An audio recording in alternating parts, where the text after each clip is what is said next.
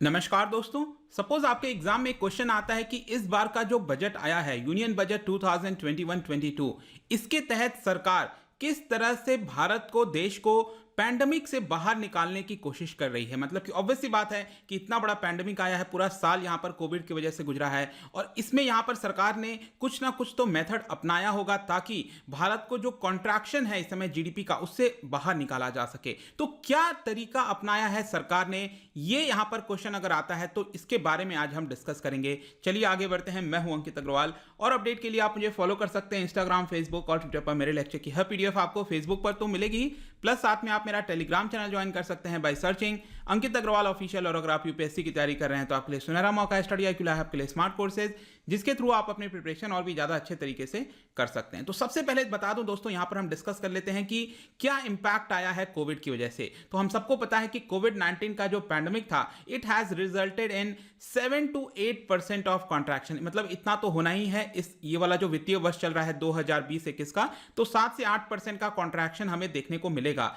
लेकिन आपको इसको कॉन्ट्रास्ट करना है कि कितना बड़ा गिरावट है, क्योंकि 1990s के बाद जब एलपीजी रिफॉर्म आया था उससे लेकर अभी तक अगर आप देखोगे पिछले 30 वर्षों में तो करीब करीब एवरेज में 7% के आसपास ग्रोथ रही थी। और 7% की एवरेज ग्रोथ होने के बाद अचानक से अगर आप 7% नीचे आ जाते हो तो एक काफी बड़ा झटका मिलता है किसी भी इकोनॉमी को। और ये जो 7% का कॉन्ट्रैक्शन है दोस्तों, आपको ये भी देखना होगा कि सरकार का जो रेवेन्यू है वो ऑलरेडी कम हो रहा था, क्योंकि पिछले 3 वर्षों से अगर आप देखोगे तो जीडीपी ऑटोमेटिकली यहां पर डिक्लाइन हो रही थी। 2017 में अगर आप देखिए तो 8% के आसपास जीडीपी थी, लेकिन उसके बाद से लगातार कभी 6%, फिर लास्ट वाला जो साल गया है उसमें 4% के आसपास। तो इस तरह का जीडीपी ऑलरेडी नीचे जा रहा था और फिर अचानक से ये वाला कॉन्ट्रैक्शन आया और नीचे 7% के आसपास कॉन्ट्रैक्ट होने वाला है। तो जिसकी वजह से क्या हुआ है कि सरकार का जो बजट था, यहां पर सरकार ने अनुमान लगाया था कि हमारा fiscal deficit of the GDP ये करीब 3.5% होगा। सरकार ने पहले कहा था पिछले साल कि 3.5% हमारा फिस्कल डेफिसिट रहने वाला है, लेकिन ये अब इस बार कितना होगा 9.5%। तो बहुत तेजी से यहां पर फिस्कल डेफिसिट बढ़ा है। और इसको आप रिलेट कर सकते हो जो हमारा FRBM एक्ट है। FRBM एक्ट क्या कहता है कि देश का जो फिस्कल डेफिसिट है वो 3% के आसपास होना चाहिए था। तो सरकार कहीं ना कहीं उस तरफ बढ़ रही थी, लेकिन अचानक से इतना बड़ा पैंडेमिक की वजह से आप कह सकते हो कि एक काफी बड़ा तेजी से शार्प इंक्रीज देखने को मिला है फिस्कल डेफिसिट में। और यहां पर हम अगले 5-6 साल तक भी ये 3% का टारगेट अचीव नहीं कर पाएंगे। क्यों? क्योंकि यहां पर सरकार ने कहा है 2025-26 तक जाकर तो हम 4.6% पर आएंगे। हमारा फिस्कल डेफिसिट 4.6% तक होगा, क्योंकि 9.5% ये वाला साल रहने वाला है। अगला जो वित्तीय वर्ष है सरकार ने कहा है कि 6.4% के आसपास होगा। फिर ऐसे करते करते अभी हम 5 वर्ष में 4.5% के आसपास पहुंचेंगे। तो आप सोच सकते हो कि अभी जो जर्नी है फिस्कल डेफिसिट की वो बहुत ज्यादा लंबी हो गई है ना। अब मैं आपको ये सब क्यों बता रहा हूं? क्योंकि अगेन यहां पर अगर आपको भारत को उभारना है कोविड-19 पैंडेमिक से तो यहां पर खर्चा करना होगा। लेकिन खर्चा कैसे करेंगे? क्योंकि यहां पर जीडीपी नीचे जा रही है तो सरकार को रेवेन्यू नहीं आएगा, इसलिए यह मैटर करता है। क्योंकि 2020 में अगर आप देखोगे वहां पर जो इंजन्स होते हैं हमारे ग्रोथ के, that is private consumption, business investment, export, ये सारी चीजें काम नहीं कर रही थी। तो अल्टीमेटली यहां पर किसके ऊपर एक्सपेक्टेशन आ गया था कि सरकार यहां पर ज्यादा एक्सपेंडिचर करेगी तो हमारी इकोनॉमी रीस्टार्ट हो सकती है। लेकिन क्योंकि सरकार का रेवेन्यू कोलैप्स हो गया है, इसकी वजह से यहां पर प्रॉब्लम हो गई। और रेवेन्यू तो कोलैप्स हुआ ही है, लेकिन कोविड-19 की वजह से यहां पर सरकार का जो खर्चा है, जैसे कि आपने देखा होगा फूड सब्सिडी हो गया, सरकार ने काफी बड़े पैमाने पर एक्स्ट्रा अनाज वगैरह देने की कोशिश की थी। इसके अलावा सब्सिडीज वगैरह सब मिलाकर देखिए तो एक तरफ खर्चा बहुत ज्यादा ऊपर चला गया है और रेवेन्यू नीचे आ गया है। तो इसकी वजह से जो बजट बनाना था वो बहुत ज्यादा मुश्किल हो गया था। तो यहां पर जो हमने देखा, अभी समझा, इसके बाद यहां पर सरकार के पास क्या ऑप्शन बचता है? सरकार का रेवेन्यू मैंने आपको बताया कम हो गया, सरकार का खर्चा ज्यादा हो गया, फिस्कल डेफिसिट बढ़ गया। तो ये जो बजट बनाया सरकार ने कि भारत को हम बाहर निकालेंगे पैंडेमिक से, तो सरकार ने क्या सोचकर बनाया? तो यहां पर ऑप्शंस 2 बच गए थे सरकार के पास। देखिए पहला ऑप्शन क्या बचता है सरकार के पास कि यहां पर हम टैक्सेस में कमी लाए जाए। जो कॉर्पोरेट टैक्स हो गया, जो पर्सनल इनकम टैक्स है, उसमें कमी लाई जाए ताकि लोग ज्यादा एक्सपेंडिचर करें, कंपनीज को ज्यादा प्रॉफिट होगा, टैक्स कम देंगे तो वहां पर वो वापस री इन्वेस्ट करेंगे इकोनॉमी के अंदर, जिसकी वजह से जीडीपी बढ़ेगी। मतलब कि एक तरफ इंडिविजुअल्स का टैक्स कम किया जाए ताकि लोग एक्सपेंडिचर ज्यादा करें और दूसरी तरफ सप्लाई ज्यादा बढ़ाया जाए ताकि इंडस्ट्रीज यहां पर ज्यादा री इन्वेस्ट करें। ये एक ऑप्शन हो सकता था, लेकिन पिछले कुछ वर्षों से आपने देखा होगा सरकार ने ऑलरेडी एक बहुत बड़ा ऐतिहासिक आप कह सकते हो 2019 में कॉर्पोरेट टैक्स में गिरावट की थी। इस समय यहां पर अगर आप साउथ एशिया और बाकी रीजन्स में देखिए तो भारत में one of the lowest tax पर हम आ चुके हैं। 25% के आसपास कॉर्पोरेट टैक्स आ चुका है। इवन अगर आप पर्सनल इनकम टैक्स देखेंगे इंडिविजुअल्स के लिए, उसमें भी सरकार ने ऑलरेडी कई सारे रिलीफ मेजर्स दिए हुए हैं। जैसे कि आपको याद होगा पिछले साल ही सरकार ने कहा था कि 5 लाख तक अगर आपकी इनकम है तो इसके ऊपर कोई इनकम टैक्स आपको नहीं देना पड़ेगा। तो ऑलरेडी ये सारी चीजें सरकार ने कर लिया था। और क्योंकि सरकार का बोरोइंग 2.5 गुना ज्यादा हो गया है, क्योंकि 3.5 से यहां पर 9.5% फिस्कल डेफिसिट बढ़ गया है, तो यहां पर सरकार अगर फर्दर इसमें टैक्स में कमी लाती तो यहां पर फर्दर हमारा जो फिस्कल डेफिसिट है वो और ज्यादा हो जाता।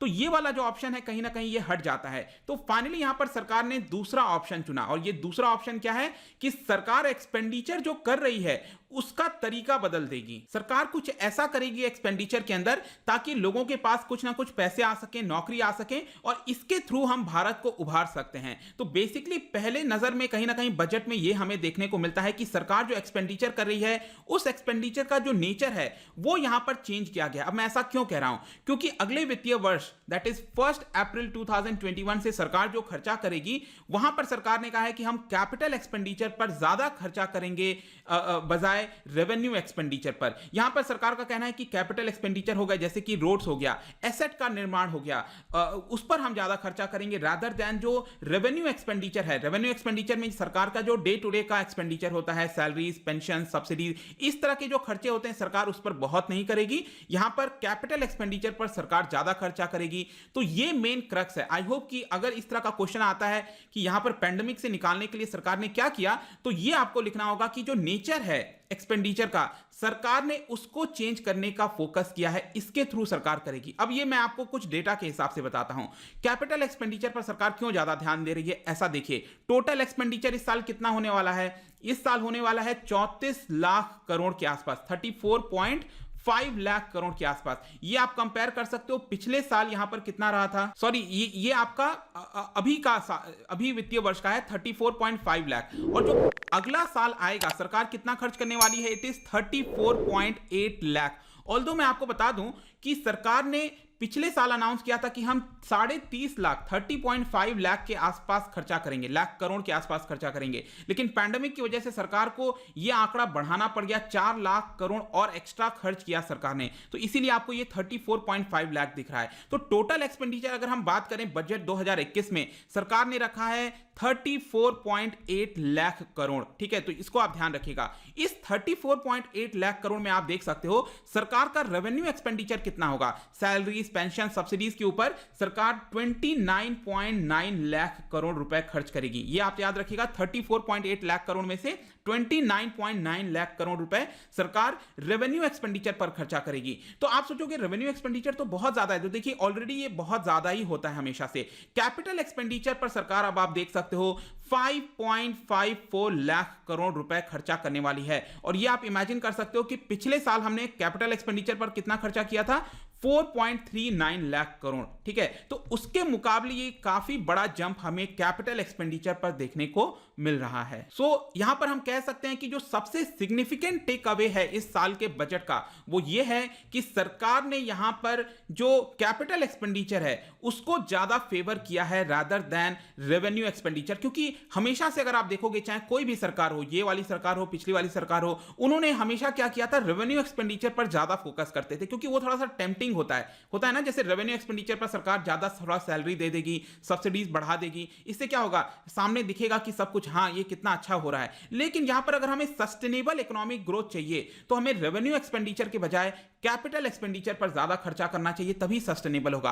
अचानक से हम दिखा देंगे ये आंकड़ा करके कि ये अच्छा है, उससे कुछ नहीं होने वाला। आगे आने वाले वर्षों में भी हमारी जीडीपी की रफ्तार उसी तरह बनी रहे, इसके लिए जरूरी होता है कैपिटल एक्सपेंडिचर। तो ये मेन क्रक्स है इस साल के बजट का। आई होप कि इतना आपको समझ में आ गया होगा। लेकिन जाने से पहले एक छोटा सा और टॉपिक मैं आपसे डिस्कस करूंगा, दैट इज कि सरकार ने एक्सपेंडिचर तो ज्यादा कर रही है, लेकिन क्या सरकार उन स्पेसिफिक सेक्टर्स पर ध्यान दे रही है जहां पर सरकार को ध्यान देना चाहिए, क्योंकि कोविड-19 की वजह से अगर आप देखोगे, मैं अगर आपसे पूछता हूं कि कौन सा सेक्टर था जो सबसे ज्यादा इफेक्ट हुआ है, तो आप देख सकते हो दो ऐसे मेन सेक्टर थे जो इंपैक्ट हुए हैं कोविड-19 की वजह से। एक है आपका हेल्थ सेक्टर और दूसरा आप कह सकते हो एजुकेशन सेक्टर। और हेल्थ केयर में तो आपको पता ही है कि जो एग्जिस्टिंग यहां पर सरकार खर्चा करती है वो ऑलरेडी बहुत कम है, 1%, 1.1% ऑफ जीडीपी। तो ये ऑलरेडी काफी ज्यादा कम है जो हेल्थ केयर पर एक्सपेंडिचर किया जाता है, तो ये इनएडिक्वेट होता है। जहां तक एजुकेशन की बात है, आपको पता है ऑलरेडी कोविड की वजह से डिजिटल डिवाइड हमें देखने को मिला है।